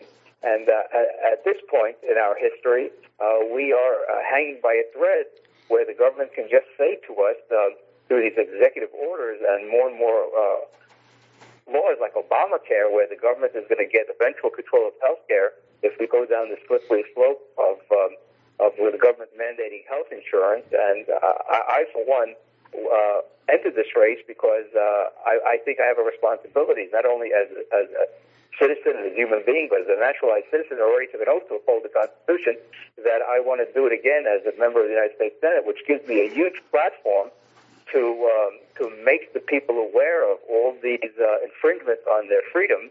And that's how a mass movement makes peaceful change in society, is that the people get riled up and they call up their legislators, and that's what happened when Obama wanted to go into Syria. And there was so much opposition to the president thinking that he could now engage in another undeclared military conflict in the Mideast, that the people rose up and told their legislators, we don't want to go into Syria, and Obama didn't go into Syria. That was a great moment. Let me ask you, a lot of people came into the liberty movement in 2008 and 2012 through Ron Paul, and actually I came into the liberty movement in 1998 with your run for governor in New Jersey, and it was a third party and the Libertarian Party, which was a tremendous inspiration to a lot of people, and that's why when we put together the promo pieces for this show, we talked about anti-establishment Republicans, because I think the people who are on here, who we invited tonight, yourself, Dr. Eck, and Steve Lonegan, talk about things that other Republicans don't want to talk about. They really want to deliver, I think, a feel-good message, and I think you're cutting to the core of what really matters and what America should be concerned about. Well, that's why we have two ads on radio this week. Everyone can hear them on our website, MurraySabrin2014.com. There's a 60-second ad on 101.5. There's a 30-second ad by Assemblywoman McCose, a 30-second ad that's playing in Sussex and other areas in the northwest part of the state. And it's a basic message. We deserve to be free, and government has gotten too big, and I think I'm the best person to bring that message to Washington, D.C., and this could be a watershed election, because if I win, go all the way and defeat Cory Booker, then the agenda that the Liberty Movement has been promoting, and I've been promoting for 45 years, now takes center stage in Washington, D.C., because this will be an historic election, the first Republican in 42 years to get a U.S. Senate seat in New Jersey. Yeah. And so that would catapult me into the forefront of the United States Senate, which then would allow me to go around the country to help elect like-minded Republicans throughout the country, like-minded Republicans to the House of Representatives, like-minded Republicans to governorships around the country. And we really could have the mass movement that I only dreamt about 20, 30 years ago that would finally help turn this country around, because we are on the slippery slope that would just take away more and more of our freedoms, continue to debase the currency, which means that prices would go up, and we're starting to see this happening in a much more rapid fashion than we did the past 2 years. So we have to stop all these big government initiatives and big government agenda that is just draining our economy, and it's making our living standards less than they otherwise would be. Plus, we have this incredible unemployment problem. The real unemployment rate is not the 6.3% that the federal government says. According to some analysts, it's close to or over 20%. Yes. So many people are discouraged from work. So many people are working part-time instead of full-time. And so we have a real unemployment problem that's not going to be fixed by happy talk from any of my opponents, or we don't have any concrete solutions. I have a concrete solution: getting rid of the corporate income tax, getting rid of the alternative minimum tax, that would free up resources for businesses, free up resources for the average family, and we would be able to save and invest and build this country up economically, and the country would be the most attractive place in the world to do business, and we would become almost like the Switzerland, the Singapore, and Hong Kong of the world in one country called the United States of America. Yeah, you're definitely right. I want to ask you, you've been around, our country and the culture has definitely changed. And, when I speak to the younger generation, they do know nothing about the Constitution. They know nothing about what's happening in politics. Even it's at high school level, college level. It's terrible. And there's some of the things that they just don't know about what's happening to this country. And my thing is, it's something has to be done. And, I'm sure you've seen it when you talk to college students or everyday students, and, they realize they know nothing about what's happening.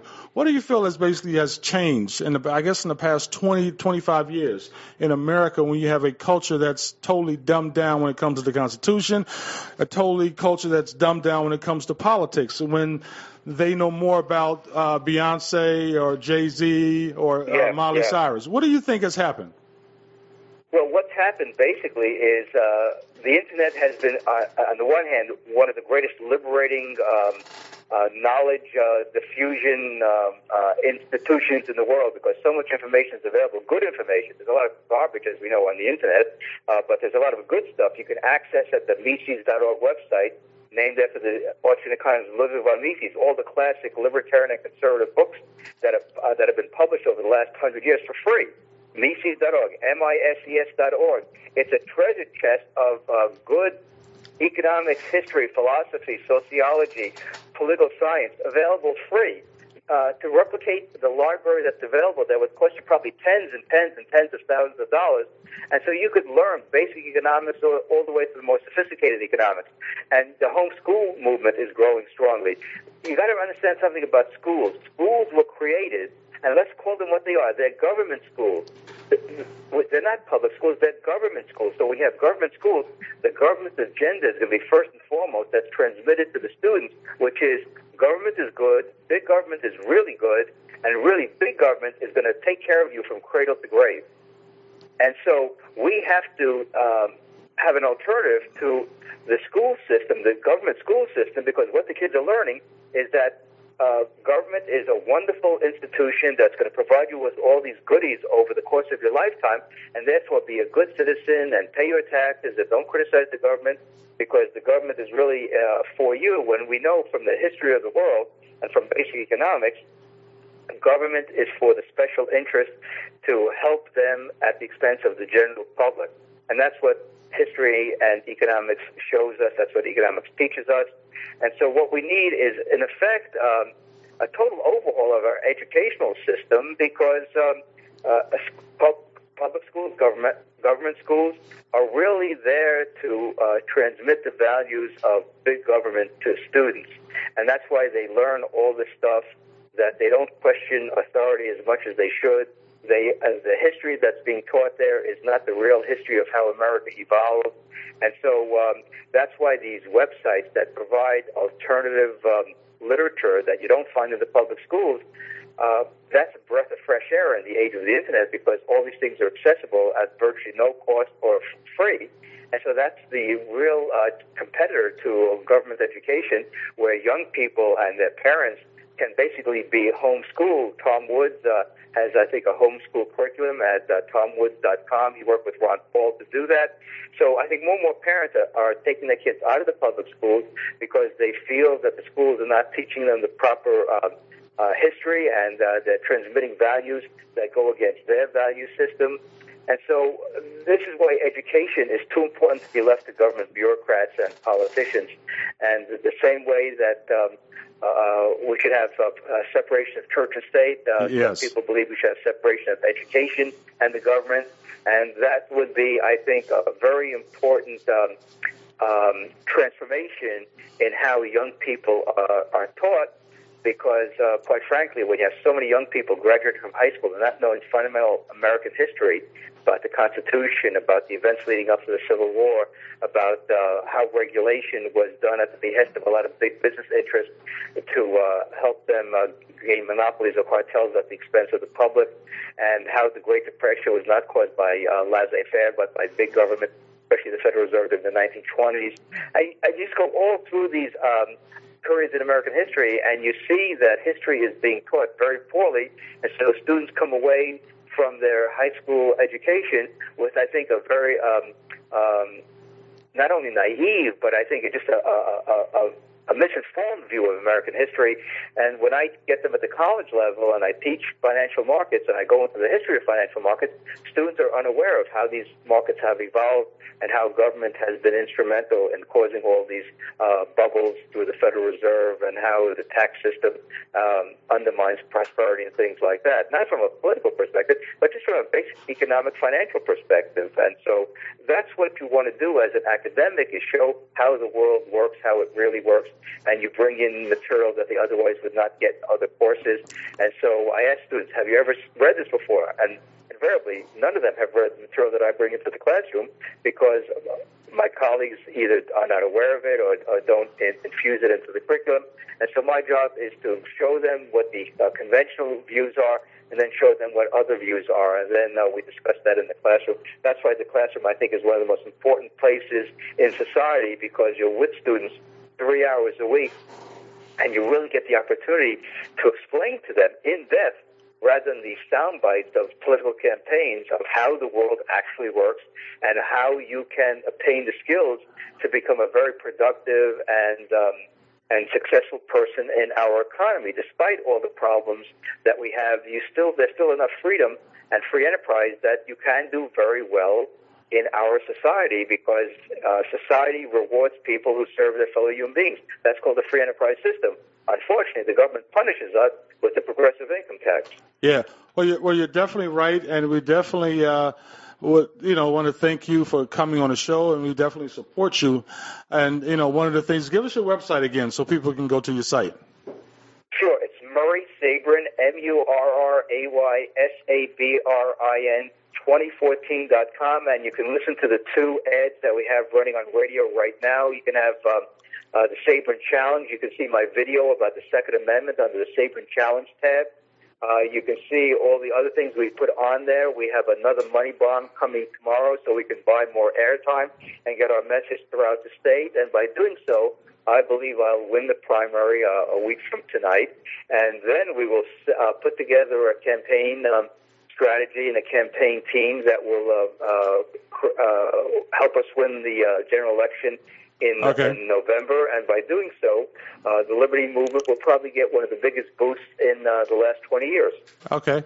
Well, definitely we hope that you get all the support that you can, and definitely you're welcome to come on the show again once you get the nomination. Well, I would like to thank you, me and Joe. Thank you very much, sir. And our audience, this was Murray Sabrin, Dr. Sabrin. He's running for United States Senate. He's in the primary, and the primary election is next week, right? Next Tuesday. Next Tuesday. So thank you, Dr. Sabrin. Thank you, guys. It's been a pleasure being with you. All right. Take care. Be sure to get out there and vote early and often. Well, this is OnFire, and we had a great show today. And one of the things that's so exciting, we had 2 candidates running for Congress, one running for Congress and one running for United States Senate in the primary. And it's exciting. We're going to hopefully have more guests to come on the show and talk about some of these serious issues. Right. And it's great to see, people running in the Republican primary that way. We'll have some great libertarians running, as third-party candidates. But it's good to see people getting out there, delivering this message and working their way around the media. Yeah, and it's definitely important that you read about these candidates and from all sides. And, when we want the Republicans, people who are in Democrats and independents, to really take a look at these candidates and say, hold on, what they're saying on Fire is saying truth. If you believe in what they believe in and believe in what they're saying, definitely go out and support. Send a money bomb or go out and vote on coming up next Tuesday. Well, I'd like to thank everybody for the show. And I want to let everybody know that you can also donate to the show. He's going to onfireshow.blogspot.com. This is your station, and we're going to have a lot of these different candidates, and we're going to have authors come on with different issues. It's going to be an exciting show. This is our, third show? Third show, and it's great. I mean, we had two great candidates come on. Hopefully we'll have Dr. Eck come on eventually and hear about what she's talking about with healthcare and about the economy. And, it's exciting. And, I think we hit 20,000 hits today or more. 23,000. Wow. Well, from last week we had 13,000. Yeah, we're growing by leaps and bounds. Leaps and bounds. I'd like to thank everybody, and it's Tuesday, right? It's still Tuesday. It's still Tuesday, not Super Tuesday, but Tuesday. I'd like to thank everybody to come on to the show, who came on to the show. We'd like to thank Barbara Gonzalez, Steve Lonegan, George Hathaway, and Dr. Mary Sabrin. We hopefully y'all come on to the next show, and next Tuesday, 8:30, we're going to be on time. And it's exciting, and on time. Promise. We did it by 2 minutes, and that was Ruben, and and we'd like to thank all our listeners. It's exciting. It's exciting talking about these serious issues, and we're definitely going to be talking about so many issues from around the country, around the state, and right here in this county, right here, Mercer County. Like to thank everybody for listening and individuals calling in. Go to the site. If you agree with the site, support our site. Go to donation and donate and support what we're trying to do, because it's so important that we have an independent voice, independent message out here in the radio with Hamilton, HamiltonRadio.net. And you go to the site and tell us what you think. Once again, this is On Fire, an On Fire show, and we're with Joe Ciano. This is Darryl McKell Brooks. I'd like to thank you. And make sure you always catch On Fire on channel HR2. Yes. On Tuesdays at 8:30 p.m. Make sure you catch us on what is it, channel 2? Channel 2, HR2. We have our own channel station. We have our own channel station, and it's exciting. And anybody want to thank Joe? No, I just want to thank God for giving us the opportunity to get thank there. God. Bless you all, and thank my wife for letting me be here tonight. Oh, yeah, I thank thank your wife. Well, I think, I got to thank my fiance, who I love so much, and who's definitely supporting me. Oh, she's the greatest. I know. The room's now full with love. So the room is full of love. And having someone, this is my first time being engaged. Unless I am engaged, and hopefully I will definitely be married next year. And having a woman that supports you and who's about freedom. And it's exciting. Behind every great man. There's a great woman, right? Oh, definitely a great woman. Definitely, that's what she is a great woman. There you go. And if I don't mention, I have to mention her because she's part of my backbone. Right. And mine too. So that's right. You're and I love your wife. You do. You got a great. I remember going. We got to go though. But going over, you have the greatest wife. Thank you. I remember going over your house one day, and she's just awesome. She's a cool woman, yeah. That's a cool woman, and that's what I was telling my fiance. All of us have to get together. We all have to get together. Yeah. See how cool that we are. Because how definitely similar as your wife, and she's a cool wife. And that's a good way to end the show. That's to have a cool fiance and a cool wife. Isn't that something? God bless. We're out of here. See you next Tuesday. Ciao. We're out. I love it. New Jersey's favorite hits every day on Hamilton Radio. Better than any other station.